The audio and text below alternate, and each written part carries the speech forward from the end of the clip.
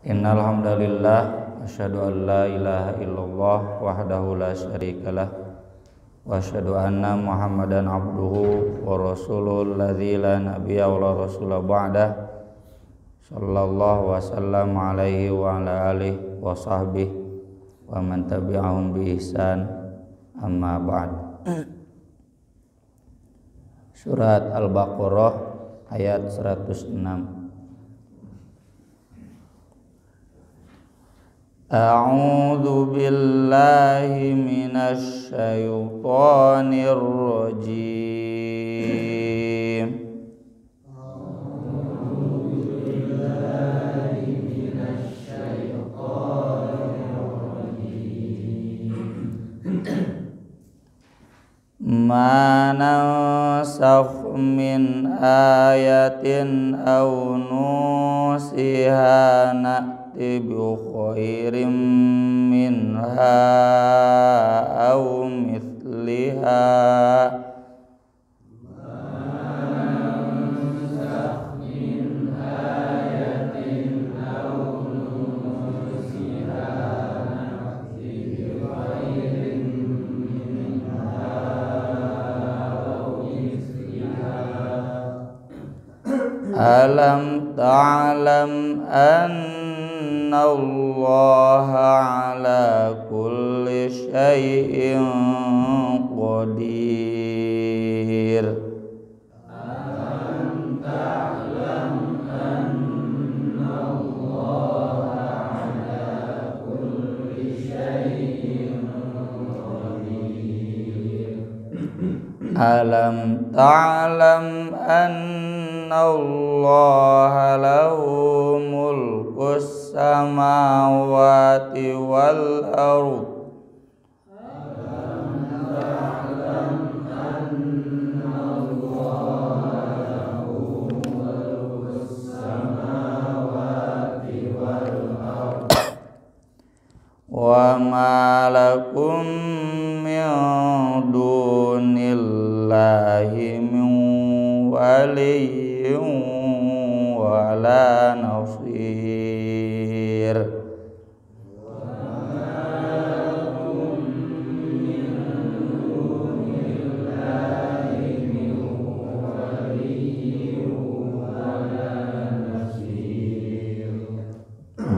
Sarang yani 162 tilu.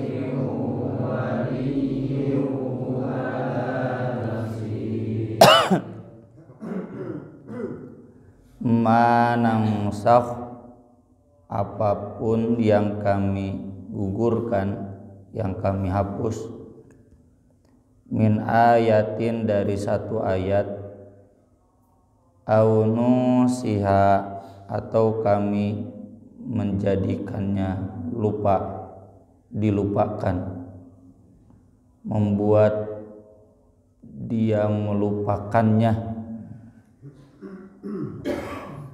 Kami melupakan ayat tersebut, tapi melupakan dalam artian menjadikan lupa.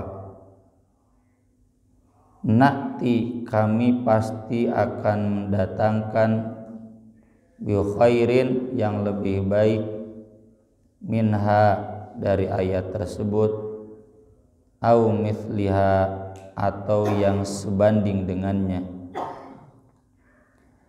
Alam ta'lam, tidakkah kamu tahu, annallah, sesungguhnya Allah, ala kulli syai'in, atas segala sesuatu, Qadir, maha berkuasa. Alam ta'lam, tidakkah kamu tahu, annallah, sesungguhnya Allah, lahu, hanya miliknya lah, mulkus samawat, kerajaan langit wal ardi, dan bumi, wa malakum, dan tidak ada bagi kalian, min dunillah, selain Allah, min waliyin, yang akan menjadi wali, yang akan mengurus dan sangat dekat, wala nasir, juga tidak akan ada yang menjadi penolong. Inti maksud ayat ini adalah bahwa Allah berkuasa untuk menghapus, menggugurkan, tidak berlakukan, mengamandemen satu ayat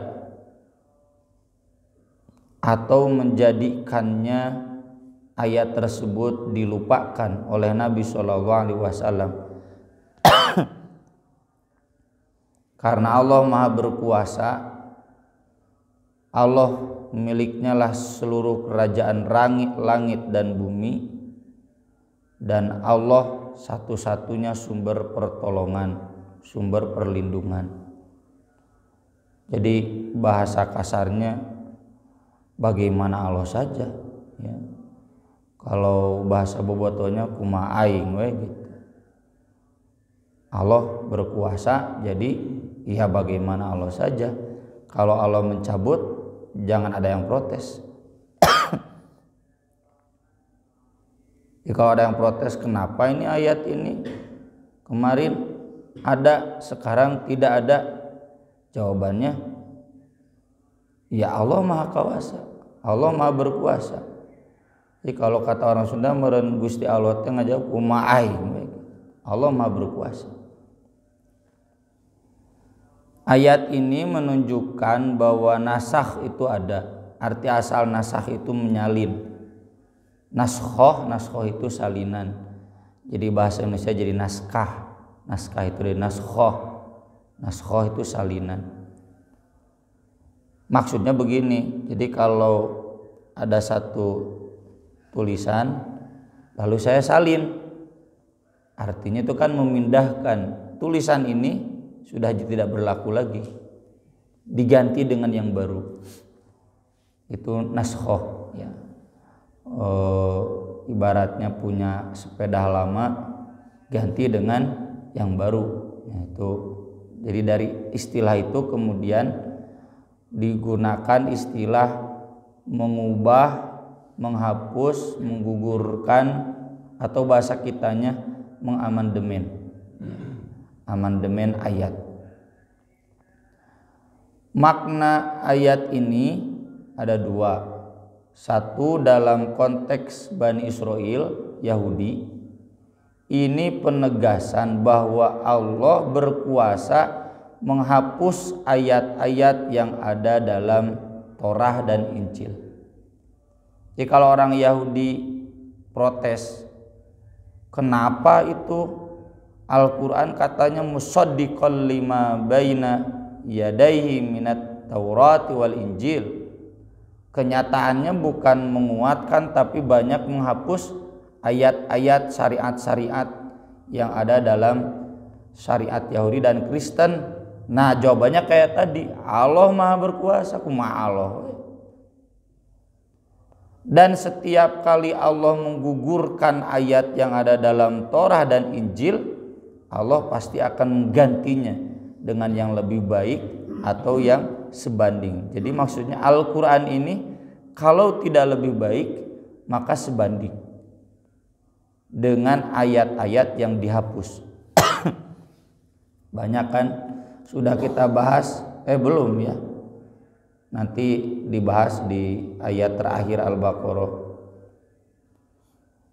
Wala rabbana wala tahmil alaina isran kama hamaltahu alal ladzina min qablina. Kita berdoa, agar syariat kita tidak berat seperti syariat yang lalu. Contoh, di Yahudi Kristen itu yang jinahnya mau bujang, mau gadis, mau yang sudah menikah, hukumannya hukuman mati.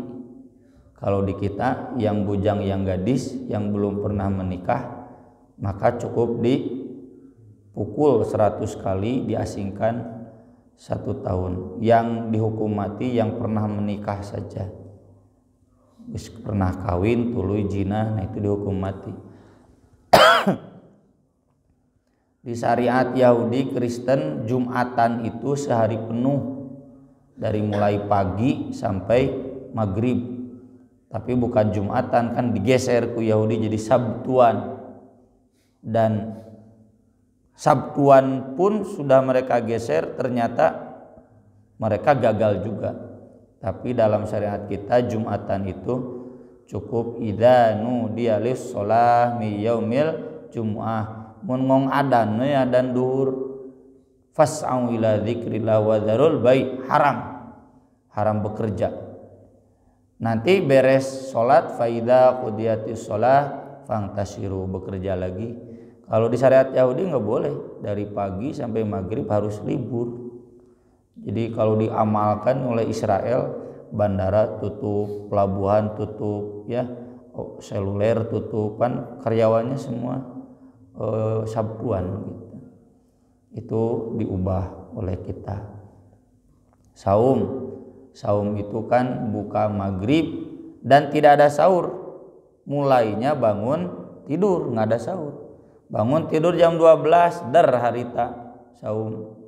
Bangun tidurna jam genep, alhamdulillah campur kaberangan. Mulai nggak ada sahur. Ya. Makanya ayat 187 itu mengubah ayat saum yang ada di syariat Yahudi Kristen.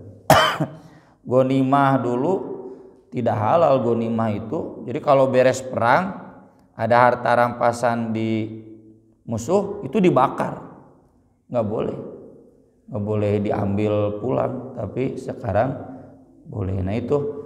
Jadi ayat-ayat dalam Al-Quran itu menasakh banyak ayat-ayat yang ada di dalam Torah dan Injil. Dan kumaha Allah gitu. Bagaimana Allah saja, jangan banyak protes. Alam ta'lam annallaha ala kulli syai'in qadir. Alam ta'lam dan seterusnya. Makna yang kedua dari ayat ini, dua-dua maknanya dipakai. Ayat ini menunjukkan bahwa dalam Al-Quran itu ada nasakh. Ada ayat-ayat yang digugurkan atau modelnya Nabi dijadikan lupa sengaja oleh Allah. Dan Nabi jadi tidak mengajarkannya lagi. Itulah fungsi tadarus setiap bulan Ramadan. Jibril memeriksa ayat-ayat Quran, hafalannya, bacaannya, termasuk memeriksa mana ayat-ayat yang sudah dinasakh, itu jangan dibaca lagi. Mana ayat-ayat yang sudah dilupakan, otomatis tidak ada lagi. Dan dalam makna yang ini, bahkan sampai tahun terakhir menjelang Nabi wafat itu kan dua balikan ya, urdotain, dua balikan setoran. Kata Fatimah, aku tidak melihat kecuali itu pertanda ajal Nabi sudah dekat. Ya, jadi bapak-bapak nih yang menjelang akhir hayat, ya saya juga termasuk mungkin, itu harus lebih banyak tadarusnya, lebih banyak evaluasinya. Ini ayat Al-Quran mana nih yang belum saya hafal, belum saya faham, minimal belum saya tahu. Itu Nabi saja begitu. Itu untuk memastikan ayat Al-Quran yang sudah dinasakh tidak masuk lagi. Jadi kita tidak perlu kemudian menolak nasakh dalam Al-Quran dengan dalih masa ada ayat Allah yang dihapus, masa Allah tidak konsisten? Enggak. memang Allah menyatakan demikian. Dan ayat-ayat yang sudah dinasakh itu sudah tidak ada lagi. Di antaranya yang terkenal kata Umar bin Khattab, ayat asy-syaikhu wasy-syaikhatu idza zanaya farjumuhuma albatata. Itu dulu ayat Al-Qur'an. Lelaki yang sudah menikah, perempuan yang sudah menikah, meski itu kakek-kakek, nenek-nenek, rajam itu dihukum mati, dilempar batu sampai mati, sama sekali nggak ada toleransi. Meski kakek-kakek, nenek-nenek, karunya cenah bae justru terepae ieu paehan we gitu. Nah itu ada ayatnya tapi kemudian dihapus. Meski dihapus ayatnya tetapi secara hukum diberlakukan. Makanya nanti dalam usul fikih dikenal ada naskhur rasmi wa baqaul hukmi, ada naskhul hukmi wa baqaul rasmi. Ada yang ayatnya dihapus, hukumnya tetap ada. Contohnya ini rajam, nggak ada di Al-Quran ayat yang menjelaskan bahwa yang pernah menikah itu harus dihukum mati, nggak ada. Adanya di hadis. Tapi kata Umar bin Khattab, dulu di Al-Quran ada, cuma dihapus.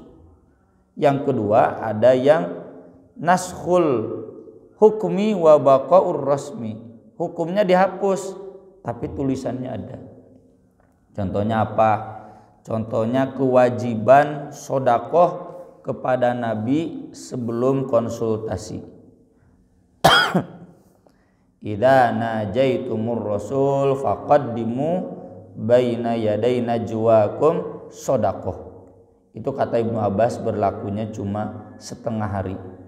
Kemudian keburu turun lagi ayat berikutnya. Asfaqtum an tuqaddimu baina yaday najwakum shadaqat, gitu kan? Fa id lam taf'alu wa taballahu 'alaikum faqimus sholata wa atuz zakata wa atiullaha wa rasulah. Surat Al-Mujadilah nya santri-santri arapal nu apal nu teu. Jadi berlaku hanya setengah hari. Ba'da duhur sudah turun lagi ayat berikutnya. Itu ayat yang atasnya ditulis tapi sudah tidak berlaku. Ya, saya masih ingat dulu di satu forum di Pemuda Persis. Ini wajib ngamplop ka ustaz harus sebelum ceramah. Apa dalilnya ini? Serius gitu. Ustaz cenah gimana? Mana ayat itu ada kan? Makana ceritanya menurut dikit tuh dah. Ngaji teh sing anggeus. Itu ayat sudah dinasakh, ketentuan harus memberi sodakoh dulu ke Rasul sebelum konsultasi itu sudah tidak berlaku. Tetapi secara adab tetap ada. Jadi adabnya tolong tahu waktu, tahu tempat. Jangan mentang-mentang ketemu Rasul tuluy we diudag nanya gitu. Rasul juga manusia biasa. Kalau dalam surat Al-Ahzab, wala musta'nisina li hadits inna dzalikum kana yu'dhin nabi fayastahyi minkum. Jangan nikmat-nikmat saja ngajak ngobrol dengan Rasul, itu mengganggu Rasul. Tapi Rasul malu. Wallahu la yastahyi minal haq. Mal mungkin Rasul sayanya aya santri Ustaz bena ros engke na forum tong ayeuna wani, Rasul mah enggak berani. Jadi kalau Rasul begini nya diladenan we. Yang namanya Rasul, wah nu nararanya teh kan pasti banyak. Jadi secara adab diberlakukan. Contoh yang kedua kata Ibnu Katsir, ketentuan iddah bagi perempuan yang ditinggal mati suaminya. Asalnya 1 tahun gak boleh menikah lagi, tapi diubah jadi 4 bulan 10 hari. Dua-duanya ayatnya ada di Al-Quran. Walladzina yutawaffawna minkum wa yadharuna azwajan wasiyatan li azwajihim mata'an ilal haul. Haul itu kan 1 tahun. Ghairu ikhraj, teu meunang kaluar.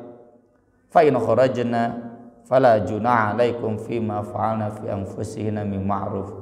Tapi kalau mereka keluar ada niat baik enggak apa-apa. Maksudnya enggak boleh keluar itu enggak boleh nikah lagi 1 tahun. Tapi kemudian diubah walladzina yatawaffawna minkum wa yadharuna azwajay yatarabbasna bi anfusihinna arba'ata ashhurin wa ashra, 4 bulan 10 hari. Nah, yang berlakunya yang itu dihapus, tapi secara tulisan ada. Contoh lain, pemindahan kiblat kan, ya, dari Baitul Maqdis ke Ka'bah. Atau contoh lain, kewajiban perang yang asalnya 1:10 jadi 1:2. Itu ada di surat At-Taubah. Ya ayuhan nabi hardil mu'minin 'alal qital iyyakum minkum ishruna sabirun 10 yaghlibu mi'atan. Harus bisa mengalahkan 100. Jadi kalau ada pasukan 10 lawannya 100 nggak boleh lari. Haram kan lari dari medan perang.